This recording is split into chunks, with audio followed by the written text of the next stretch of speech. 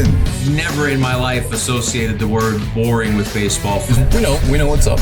Me? Yeah. Famous? Yeah. And I'm like giddy over there smiling like, we're about to win this shit. Did everyone give you crap? Give me a good host story. I'm not picking it up. We both love the game. We talk about it every day. Can't get enough baseball. Having some popcorn, you're fooling around your phone. I'd have to wait in line for 3 hours. Hang on, because it's about to be a wild ride. All right, there's no human being I'd rather be sitting with right now, Daniel Bard. It felt like yesterday we were just talking about something, and now we're talking about something else. So many things to talk about. So many things to talk about. The great game of baseball. All right, so there's a couple things I wanted to pick your brain about. We love technology. We are sponsored by the fine folks at Wasabi Cloud Storage because cloud storage is awesome, and there's no better cloud storage, as you know, than Wasabi. So I definitely know that. Yeah. Yep. All right. So technology in baseball is something. It's something else.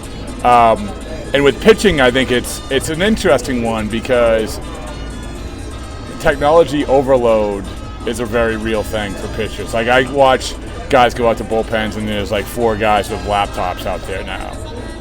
That's the first thing I want to. This is sort of can just fall under the umbrella of your take on pitching and technology.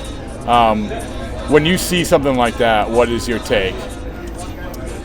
I think the gathering of data is a good thing. Even if a guy's going really good, and you're tracking tracking the spin, tracking the pitches. Another piece is taking the slow-mo video of the release of the ball. When I was having probably my best year in 22, middle of the year, I got on there and threw all my pitches with the slow-mo cam because I was like, I want to know. That was the first time you used it? Not the first, but first time I used it really intentionally. Okay. I was like, okay, I'm going good right now. All my pitches are shaping the way I want. You want to put that in the vault. I wanted to see how everything was coming off my hand. So that when I was struggling the next year, I had something to go back to, which I did use it a little bit. It doesn't mean it's funny, you see it coming off the right way, and you're like, oh, just do that. But then you go full speed, and your body's that must be frustrating. It's really it can be because your body's just created some new habits, and you're trying to break those. You're trying to find the cue to get back to what you were doing when it was right. So it's a great tool. It's not everything. And it can be overload, I think, for certain guys, or if you're struggling really bad and you're completely just diving only into the data. The data gives you clues as to what's going wrong, right? Yeah. But it doesn't give you the answer of how to get back to where you want to be. Sometimes, I think that's where a great pitching coach steps in, is being able to interpret it, say, okay, you were doing this, now you're doing this. Here's the thought process or the drills that get you back to, are going to get you closer to where you want to be. Do guys, for young guys, is that a hard, you got a lot of stuff racing through your mind, and all of a sudden you get all this information, and you're sifting, and maybe this is exactly what you said, it comes down to the pitching coach to say, hey, listen, focus on this, don't focus on that. Yeah. But you probably see some young guys who are like, oh man, this is a lot. I mean, there's young guys that have been doing it for so long. Yeah. And that's how they learn to pitch. That's how they learn to shape their pitches, was sitting there looking at a Rapsodo or a TrackMan. I know, right? And then they get in a funk, and that's the only tool they rely on, or the only tool they trust to get them out of the funk. Sometimes it works, sometimes it doesn't. And then you see older guys, that don't even know, they don't know the horizontal movement on their slider. They just know what the grip is, and they know what it looks like, which is enough. There's guys that have very long careers just going off feel. A lot of them don't want to know, right? Some don't want to know. Yeah, for sure. It's definitely the older guys. There's some guys that just would rather just say, hey, I know what it looks like when it's right, and I trust my eyes. So with a slow-mo camera, we'll get into the other stuff, but a slow-mo camera, so this is, when do you remember that getting on your radar? Probably when I was coaching, the 18 and 19. Okay. It became pretty common to, maybe in the big league spring training, you'd have 3 or 4 of them set up for bullpens. It wasn't until probably the last 2 or 3 years where it's every bullpen you throw in spring training is on all the technology. Every single one. Really, yeah. I think we went to that this year. Yeah. I wasn't throwing, but I think maybe the last couple of years, they were tracking pretty much everything. We might have been a year or two behind some teams. So this goes back when you were going through the Yip stuff. You didn't have a slow-mo camera. No. Has anyone ever tried to? And this just came to the top of my head. So, yeah. But has anyone tried to? There's no as we will have documented. There's no solution. Yeah, to this. we had the iPhones, whatever their camera's capabilities were back in 14, 15, 16. Yeah. And I definitely used those. I used a lot of video. I found that breaking down I wasn't looking at release exactly. I was looking more at body movement, body mechanics. But it's easier. That falls under the okay. That's how it's easier said than done. Right. You're like, oh, I see that I'm not moving the way I want to, but at full speed, how do you make that shift? Right. And for me, what I was going through, probably unique, but the more I got focused on my body, individual body movements, the worse some things got at times. Yeah. Because it took me away from the target and just throwing and executing a pitch. So you don't think the slow-mo cameras that's? I don't know. I think maybe with the right coaching and the right guidance, it could have been a asset. But who's the guy? Who's the guy either you've played with or heard about who is using this stuff next level? It's like, oh man, they're taking advantage of this to another level that people don't understand. Yeah, I think it's half the league probably. Really? But, as far as guys I know pretty well, I know Adam Ottavino's got pretty into it. Yeah. And he's always had that good slider, but I think he really nailed down how he throws it when it's good. Had some good conversations with him about it. On our team, Ryan Feltner's pretty into it. He's a younger guy.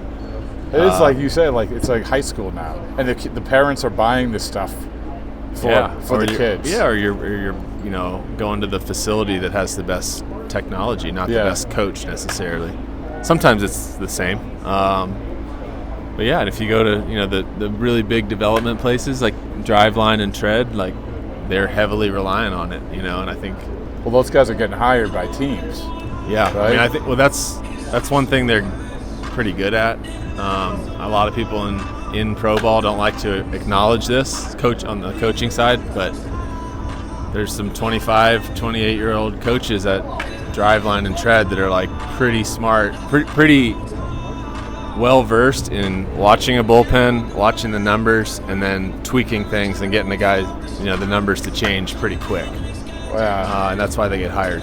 Well, so that whether it's a pitching coach or a manager or whatever, especially pitching coaches, back when you had to say John Farrell was your first major league pitching coach, right? Mm-hmm. I don't think that there was that many analytics.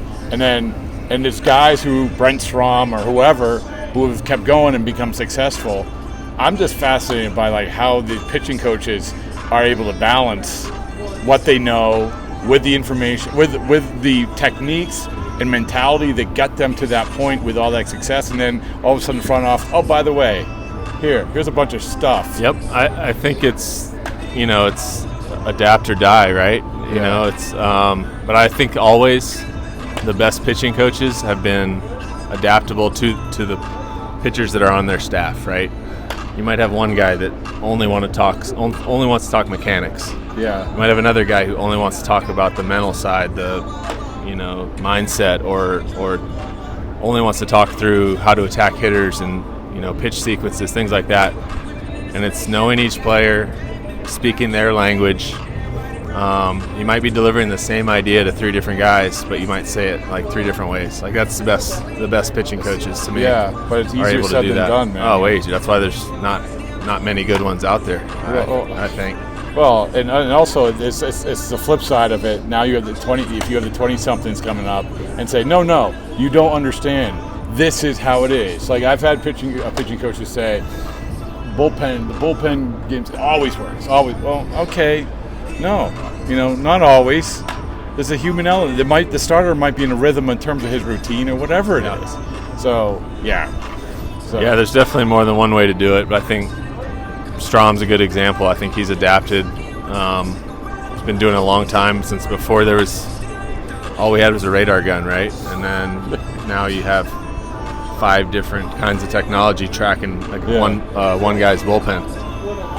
You know, and he's made guys better. He's proven. I haven't worked with him, so I don't know exactly what his formula is. But the radar is amazing. You want to go out and get the radar? Yeah, the radar gun. Yeah. Now they have like 50 things. 100%. Yeah, and I think we've talked about this before, but you know, with the arm injuries and all that, like it does change the way you throw a bullpen. You know, and whereas when I first came up, I watched Josh Beckett, John Lester, John Lackey throw pens. They'd go out and throw their 25 at, you know, 80 to 85 miles an hour, I'm guessing. There was no gun on them. Yeah. So, but it was not full speed. And now we got guys like, okay. Max effort. Yeah, it's max effort because I got to dial in my sinker, my slider, and like I throwing a pitch at 80%, it's not going to move the same way it does at 100% in the game. So, you know, you just have guys throwing. It makes them better, you know. It does make you better, but the shelf life. Your arm only has so many hard full speed throws in it, in my opinion. Do you think that circle of life? Do you think that'll change, or is it? It's hard to say. We've talked, like you said, we've talked about this before. It's you pay with the piper. Yep.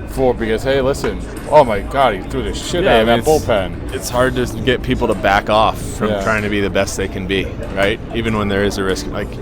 No one's going to tell NFL players not to hit as hard because it's going to make their CTE come on later. Yeah. I don't know. Like it's a good analogy. Yeah, athletes are wired a certain way. You know, most guys on this field have wanted to get to the big leagues since they were 5 years old. Yeah.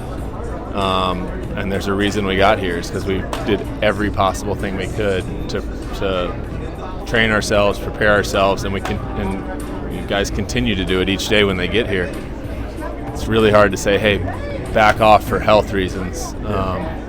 Some guys can do it, but it's few and far between. Like there's less than one pitcher on a team, from what I've seen, that is really good at backing off. Really? Less than 1%? Yeah, I mean, I'm just thinking of like watching bullpens. There's not many guys that throw, you know, a touch feel bullpen between starts anymore. They might skip a bullpen here and there if they're hanging. Yeah. But again, that's just a reaction trying to get ready for the next start. You're doing everything you can do to get ready for 5 days from now. Or as a reliever, it's getting ready. What can I do to get ready to pitch tonight and feel sharp? Talk about. I said I was going to ask you about TrackMan. Do you think, you know, compare this to radar gun? Is TrackMan become why we can say the super slow mo camera is maybe the most effective? But is TrackMan universally the thing that people are defaulting to? I mean, they kind of go hand in hand, right? Yeah. So you'll try a certain grip, say on a slider, and you'll see, okay, that one moved 4 more inches than my average. And you'll say, okay, I know what it felt like. Let me see what it looked like. And you'll watch the ball, how it came off your hand, and maybe try to replicate that, just so you know. But they kind of work together. So one of the things you would know better than I. We talked about the hitters are allowed to use this batting machine during the game, but pitchers aren't allowed to use TrackMan in the bullpen. So, do you think that if they were allowed to use TrackMan, that would be a difference maker? No. I think warming up for a game happens so fast most of the time. Yeah. And I've thrown as few as 6 pitches before I've come into a game. Yeah. And they were 6 fastballs. If they stream, hey, pitch 5 really sucked, man. Like the measurement on it. It's not going to help. You can see it and feel it. You can feel most of what you need to know, and you're just trying to get loose. And for me, it was, if I had plenty of time, it was like 7 or 8 fastballs, 2 or 3 changeups, 3 or 4 sliders, finish with a fastball. And then you're walking down the stairs. See, I'm glad because on the surface it's like, oh, you're giving the hitters a fair. There's probably nothing that you could put out there for a pitcher that'd be like, oh, this is going to be really helpful in getting you prepared, because like you said, it's so rapid fire, right? Yeah, and you know, we don't have a hitter on here, but I think if you ask a hitter, like, I actually don't think. Don't quote me on this, but I don't think we have that as a team. We don't have the video with the opposing pitchers on it to hit off of. But I think our hitters would probably say, hey, I still got to go up and barrel up a 98 mile an hour fastball. Yeah. Like it probably gives them a little comfort where the ball's going to come out off a guy and general shape of the pitches. But like, if somebody's facing me, they might hit my slider in the cage and then come out to face me, and I might change the shape of my slider that day. Yeah. On purpose or not on purpose. Like, there's just days where your stuff does different things. So you made me think of something completely different, so I apologize. But you talked about what hitters want and what they, is useful, whatever. We were talking over the other side yesterday about tipping pitches and how some hitters don't want that. Yeah. Right? Pedroia didn't want it. I remember that. Really? I thought it was so weird, but yeah. Really? I remember that when I was playing with him. We had signs on somebody, and I don't know if he had gotten crossed up one time. I think all it takes is a guy getting it wrong and being like, okay, sliders, whatever the sign is, batting gloves, whatever. Hey, slider's coming, and then you get 95 under your chin, and you're diving out to hit the slider. Like, that's got to be a bad feeling. So I don't know if that happened or some guy. He was just so like see ball, hit ball. Yeah. He didn't want to think about it. But if you have a really good tip on a guy, like, I don't see why you wouldn't want to know that. Have you ever tipped? I have thought I was tipping a few times. Yeah, I've had outings or a week or a month where I'm like, I've got to be tipping. Yeah. And I had 5, 6, 10 guys pouring over video, I had our hitting coaches. Like, do you see anything? Like, if you were on the opposing team, he's like, and they would look for something and it just wasn't consistent. So I don't think I have. I tried to be a little bit unpredictable with the way I move my hands and stuff. But could you identify it as a pitcher? Like, obviously, some guys are really, really, really, really good watching other pitchers. Yeah. I'm not good at it. You're not good at it. No. It's got to be pretty obvious for me to pick it up. Yeah. My brain's just not wired to look at that stuff. I'll see arm slots. Like, I'm used to watching deliveries and watching either mine or teammates or somebody else's, and I'll see I see him like arching his back on his breaking ball, or I'll see body movement stuff. But as far as the subtle, like, he flickers his glove an extra time on the slider, I don't see that stuff. It's amazing. Also, there's guys who, like you said, when a pitcher is tipping, they're running to a guy. There's usually a guy or two in the clubhouse, a hitter or two. Whether I know back in the day it might have been Cora. Yeah. Eduardo Perez was really known for this. Like there's guys that you run to and be like, hey, like you said, take a look at this, right? There's always a couple guys like that, right? Yeah, I mean, every good team I think has them. I think that's why Johnny Gomes is getting signed his last 3 years in the league. He was really good at it, but yeah. I mean, I even heard. I think it's illegal now. I'm not sure, but a few years ago there were some teams using facial recognition software. Yeah, we talked about that. Yeah. Because we had a free agent come in, and he had come from one of those teams, and the first thing they did was ask him, like, what did your former team have on our guys? And there we had one pitcher in particular. He goes, it was a bullpen guy. He's not here anymore, but he said every time he threw, I want to say it was a fastball, he pinched his lips together. This is as he's throwing it too. Like, as he's going through his delivery, his lips were tight, pinched together, and on his breaking ball, he made a big open mouth. So it was like, that's something I would never think to look at. Yeah. They had some software that figured it out, and sure enough, we watched the video, and big open mouth on breaking balls, and this isn't tight-lipped on fastballs. This isn't like in real time. This is.